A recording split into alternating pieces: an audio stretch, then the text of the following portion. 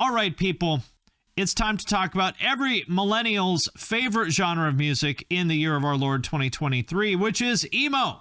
But, maybe you're one of the few millennials that didn't really get into it the first time around and you feel embarrassed. You're like, man, everybody says emo is so cool now, but I don't really know much about emo. What am I going to do next time I'm at the grocery store and someone comes up to me and they say, hey, you look like you have low self-esteem and lack adequate coping mechanisms to deal with the pressures of being an adult. You seem like you'd be into emo. Where do I start? And you're like, oh no, I don't know. And then you just drop your groceries and run out of the store because you're so ashamed of the fact that you don't know anything about emo. Well, today I'm going to change that for you. We're going to talk about the Emo Starter Kit. So next time someone comes up to you and says, you look like you have low self-esteem, where do I start with emo? You will say, I can tell you exactly where to go. And you'll just send them this video and that will be it. So we'll go through emo in roughly chronological order. And I will do my best to tell you what bands you should check out from each era of emo. Really quick, before we go any further, have you checked out my Patreon? Patrons get early access to all my main channel videos and my podcasts. I also do giveaways sometimes. For example, I just gave away a pair of these Eargasm earplugs. And if you want me to review your music, there's a way to do that as well. All you gotta do is join at the $10 and up level. Then every month I do a call for submissions. If you want me to review something, all you gotta do is drop it in the comments of that post. Then I will review it live on Twitch and post it on Patreon for everyone to see. So if that sounds cool, hit the link in the description of this video, and I appreciate your support. The first era of emo we'll call the OG Dinosaur emo. And for anybody who doesn't know, the origins of emo go way back to the Washington, D.C. hardcore scene in the mid-80s, I think 85 or 86, with bands like Minor Threat, that sort of scene. And then they decided, hey, hardcore is too hard for us. We want to be up in our feelings. We want to talk about how we feel, not about being straight edge. And so some of the people from the DC hardcore scene started to play music that, sounds like this. Rites of Spring, I think, was maybe the first emo band, I think. And spoiler warning, I don't think this is good. That's pretty rough. Ugh. A little rough on the ears.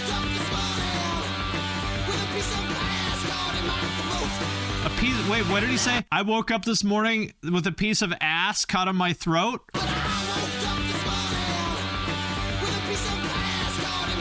Wow, who knew? Guy from Rites of Spring, the singer of Rites of Spring, eating ass all night. The man passed out from eating ass all night, woke up and he's like, oh, this bitch's ass still in my mouth from last night. What a Chad. Who knew?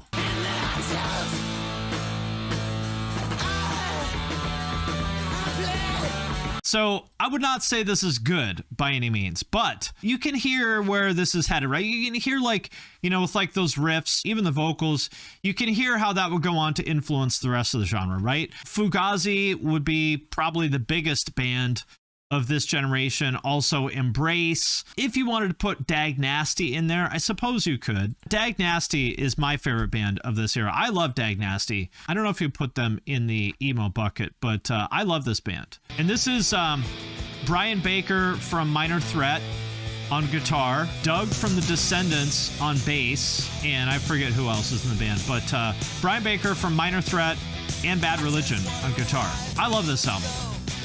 10 out of 10 album in my opinion. Oh, that does look like the Java logo, doesn't it? That's amazing. Wow, who knew? Dag Nasty, pioneers of computer science, inventors of virtualization. Who knew? Very ahead of their time. This is from 87, I think. In my opinion, this generation of emo, the real OG emo, not something I would ever choose to listen to. Let's put it that way. I know people in the comments are already going to be angry at this because you're supposed to say that Fugazi and Embrace and Rites of Spring were great and amazing and blah, blah, blah. I'm sorry, people. I don't think it's good music. Dag Nasty, I like, but the other bands, conceptually, I appreciate where they're going with it. And it was cool that they were branching out of hardcore, but I would not say that it's actually good music. I'm sorry, people. Just my opinion. But if you want to go back to the very beginnings of emo, there it is. The next incarnation of emo is what I would call sweater vest emo, such as this iconic quiz from 17 magazine back in the day. This is like starting in probably the early to, in basically 90s emo is this, which is when I never really liked this stuff either, but I was pretty deep into the emo scene back then, because at that time, emo was still basically an extension of the hardcore scene. Now I would say they're pretty much, they're pretty much divorced. But at the time, basically every emo band was people that came from the hardcore scene, and they played with hardcore bands. And so that's the reason why I was exposed to a lot of this stuff, even though I didn't necessarily like it. So, the real emo copy pasta, I hate to say it, it's actually true. It's true. Real emo is an outgrowth of the hardcore scene. It's true. And I would say this is when emo started to get good. That old school, like 80s Dinosaur emo, pretty hard to listen to. But by the time we got to this era of emo, this actually got pretty good. For example, this is, I would say, in my opinion, the best band of this era, The Promise Ring. This is like a fan video from a few years ago, but just really incredible pop sensibilities. This is Skips a Beat by The Promise Ring. From, I think they're from Milwaukee, I think. Some horrible Midwest city. Just really great pop choruses. I'm offended by these countertops. I'm sorry you have the same countertops. Kind of dated. This is like your classic mid-2000s new build countertops. I would update them. My girl's car on the corner on Clark. Anyway, I would say Promise Ring was probably my favorite band of that era. And if you're into this, if you're into real emo, I would start there for sure. Another band of this era that I think is really good is Texas Is the Reason. And I forget what bands let's look it up. Norm from Shelter, Chris from 108, Fountainhead, and Copper, basically guys from hardcore bands started an emo band that ended up becoming quite hype. This was probably the hypest band of 95, 96. I would say, to modern ears, I don't know that this holds up, but for the standards of 90s hardcore, this was very, very polished, good stuff. Great drum sound too. Every girl who looked like this in 1995 loved this band. Every hardcore girl's favorite band in 1995. Without exception. And yes, they are named after a Misfits song. So if you want to impress people with your knowledge of real emo, Texas Is the Reason is another good band on that list from the sweater vest emo days. A couple other bands from back then would be Braid.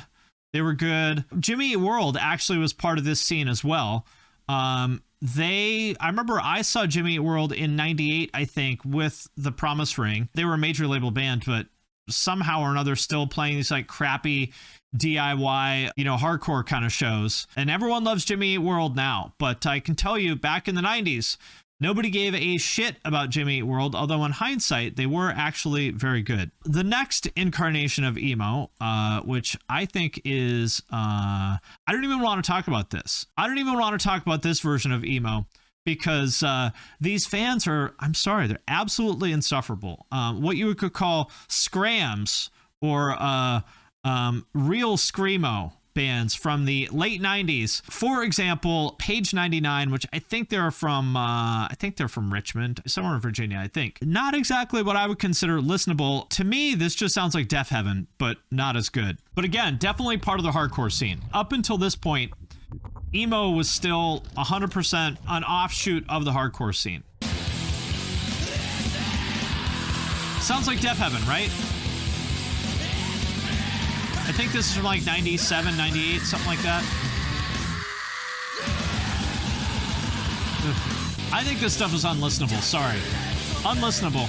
We did completely skip Sunny Day Real Estate because it's not my objective to list every band. I know what you guys really want is for me to mention every single band. I can't do it. So Page 99 is in one of the, I guess, more I don't know. I say legendary, but these bands like probably never played to more than like 75 people, you know, back then. These bands are way more popular now than they were at the time, which is kind of weird. Another band from this scene is Orchid, which also sounds like Deaf Heaven. Yes, First Unitarian Church shows. Exactly. Yes. That's exactly what it is. I'm sorry. The people in Orchid are cool. Respect to them, but I can't listen to this. Seisha is another band you might like in that genre. But the good news, people, we're through the crap. The first 15 years of emo, bad. Just bad. The first 15 years of emo, you can just skip it. What I would do is fast forward to this exact moment in the history of emo, which is what I would call the mall screamo era, which is basically when major labels started signing emo bands that had, you know, cute guys as the singer, and they said, we can make some money off of this, and they turned it into something mainstream. This is when emo started getting good. I think maybe the first band, I don't know, it's either Taking Back Sunday or The Used were like the first one of these bands to break through. And in my opinion, The Used are the best of the mall screamo era. This shit's good. This is when emo started getting good. You can skip everything before this. I mean, why would anyone listen to Orchid or Rites of Spring when The Used exist? That John Feldman snare, there it is. Listen to this chorus, people. Listen to this chorus. There's the Feldman chorus for you. I met Bert a few times. Twice he was wearing a shirt that said, butt sex is itchy. Interesting. Okay. Interesting. Yeah, so, I mean, Taking Back Sunday might have been a little bit earlier to blow up than The Used. I'd have to look, but in my opinion, The Used are the best band of this era of emo, mall screamo 1.0. I think in that same graduating class, another big band or artist that you don't hear people talk about too much is Dashboard Confessional, which is weird because Dashboard was huge. Like, I would say Dashboard might have been more mainstream than any of those bands because they had this song on the Spider-Man 2 soundtrack. They also had, what's the big, like, acoustic song? I forget the name of it. And Chris Carrabba, beautiful man. Hope dangles on a string. Tobey Maguire was such a cutie. Roped me in so mesmerizing, so what a chorus. But I am cleaning up so well. I am seeing in me now. My non-existent girlfriend likes this. Yeah, I mean, this was like definitely girlfriend music, that's for sure. In fact, now that you mention it, I think the reason why you don't hear people mention Dashboard very often when you talk about emo is because their fan base was almost entirely women. And, you know, the music media is dominated by nerdy men such as myself. And nerdy men do not like anything that's popular with pretty young girls because they hate women. They hate women. So that's the reason why. But yeah, Dashboard, shout out to Dashboard. I think a staple of the mall screamo 1.0 era. Do not sleep on them. Which brings us to, in my opinion, I know that the real emo people are not going to like this, but in my opinion, the best era of emo is what I would call mall screamo 2.0, basically a Hot Topic MySpace emo. When you say emo now, this is what people think you're talking about. Of course, we all know the big bands like Fall Out Boy, Panic at the Disco, My Chemical Romance, and Paramore. We all know those bands. So I'm exactly true mall screamo. So I'm not going to tell you about the big four bands because you already know all about them. Yeah, girl jeans emo, exactly. Girl jeans emo, because back then you couldn't get like good jeans for guys. Like if you wanted cool like boot cut jeans, you had to get girl jeans like this because they didn't really make jeans like this for men. So if you wanted jeans like this, you had to get girl jeans. Borrow your sister's jeans. I had a couple pair of girl jeans back then. I'll admit it. Back in 2004, we survived the skinny jeans war of 2004. We did what we had to do, okay? Like my father-in-law is from Vietnam and he fought in the war for like 7 years in the jungle as like a ranger and stuff. And he told us once that he might have like they got stranded like in Cambodia for like 2 weeks or something. And he said something that kind of made it sound like they like ate humans to survive. And we're like, damn. And my sister-in-law was like, Daddy, did you eat people? And he was like, I don't want to talk about it, and just went outside. I feel like my version of that was buying girl jeans. My father-in-law got stranded in Cambodia and had to eat another human to survive. My struggle is I had to buy bootcut girl jeans at Ross in 2004. Anyway, so this is girl jean emo. And Hawthorne Heights, I would say was, I don't know, I feel like people slept on how big this song was.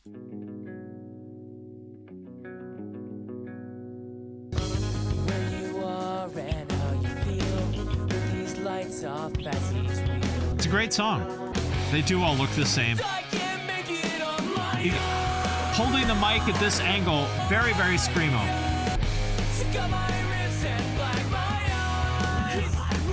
Black my eyes. Somehow or another, this song was like mainstream. Like this song was like on mainstream rock radio somehow, which is bizarre.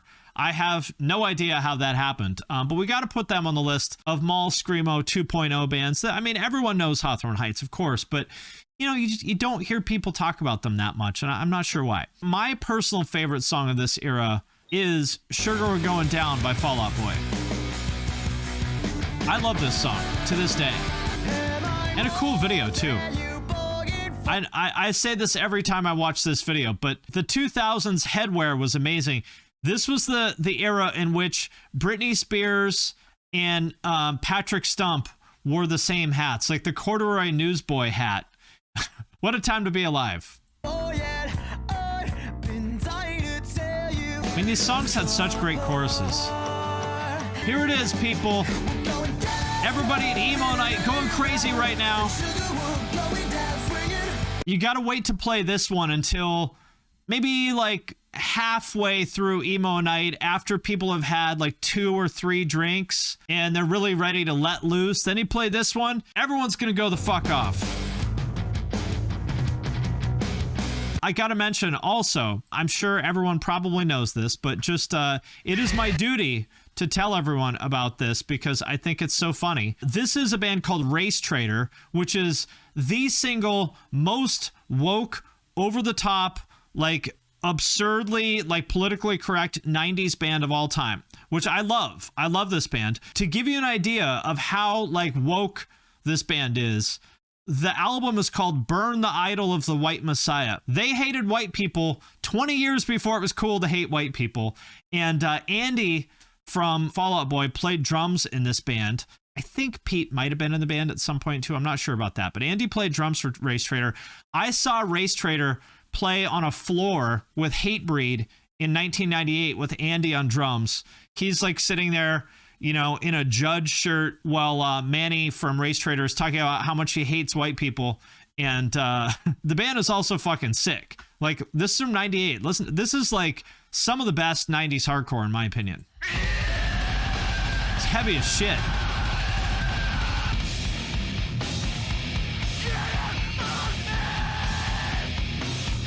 Oh yes, I saw Pete's old band. He used to be in a band called Extinction when he had dreads. I saw them in 98 also. I'm still Facebook friends with Manny from Race Trader. Nice guy.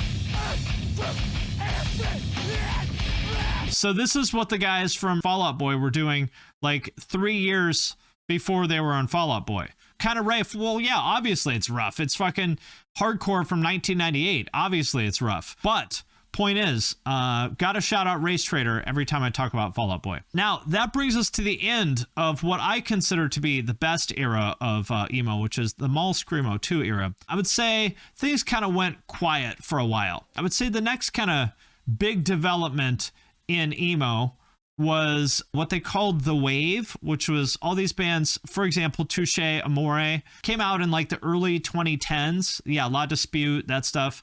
They're kind of doing something that was almost like an updated version of like, you know, of late 80s emo in a way. I didn't like any of this stuff. The guys in all the bands seem super cool. You know, I'm sure I would be friends with all of them, but I can't say that I personally would listen to any of this stuff.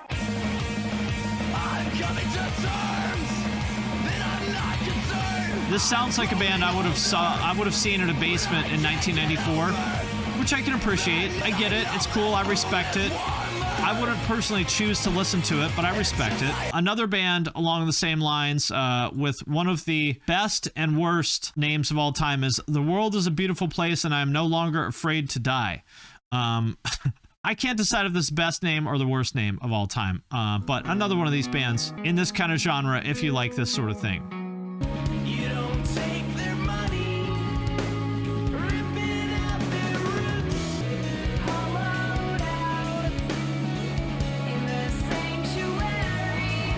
I personally didn't really ever get into any of this stuff. It just, I don't know, to me, just reminded me of all these like boring basement shows. You know, I feel like emo goes through like these waves of being really good and really bad. Like the early emo was terrible. 90s emo was pretty good. Then like the Mall Screamo 2.0 was great. The wave was terrible. And now that brings us to emo rap, which is the next big incarnation of emo, which I think was great. This is Body Bag by Lil Lotus and Cold Heart. I believe this is a Census Fail sample, I think. Is that right? I love this song, and I love this whole era. All the goth boy click stuff. I love this shit.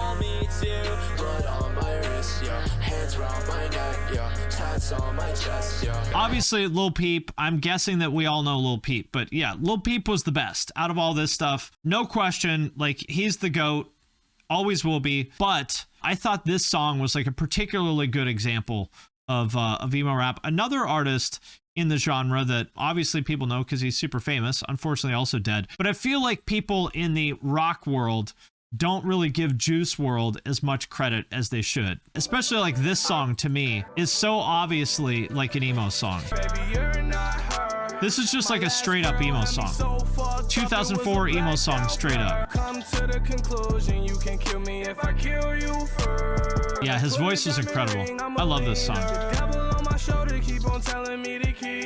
I agree. It's sad the amount of pain these guys are going through is what caused their music to slap so hard. It's true. That's my only issue with this stuff is it's almost hard for me to listen to some of it because it's you know, to use the word of the blue-haired millennials, a little triggering, because you can hear how much pain they're in, and it does almost make it a little bit hard to listen to. It's because my heart hurts her if I'm insecure. Baby, you're not her. I love this song, though. 90% of it is a cry for help from addiction. It's true. Yeah, addiction and depression. The reason why they got into drugs, obviously, is because they were self-medicating. Love it. Great stuff. XXX Tentacion, also one of the greats of this genre. And, you know, the sad part is, like, Peep, Juice, X, in my opinion, like the three best artists in the genre all died like really before they even hit their peak. Very unfortunate. Last thing I want to shout out is sort of bringing it all full circle is artists like If I Die First. They're probably like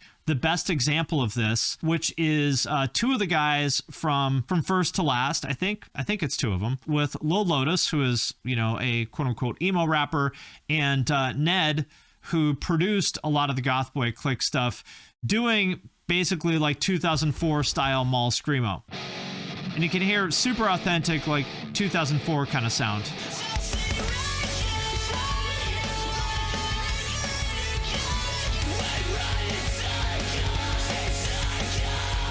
Yeah, Static Dress is also doing this. And Wrist Meets Razor, Sea Space Cowboys, a little bit like this too. So there's people bringing this back. Yeah, reminds you of Seosin, definitely similar to Seosin. Sounds so fresh. I mean, I think this is cool. I don't know that it sounds fresh, but I think this band's great. Well, there it is, people. There it is, the Emo Starter Kit. So next time a stranger approaches you at the mall and they say, hey, you look like you have low self-esteem, some personality disorders, maybe some partially treated mental health issues. So you know all about emo, right? Where do I start? You can say, yes, I do in fact know where to start. Here you go. Just watch this video. Send them this. And you have introduced them to the world of emo. If you wanted jeans like this, you had to get girl jeans.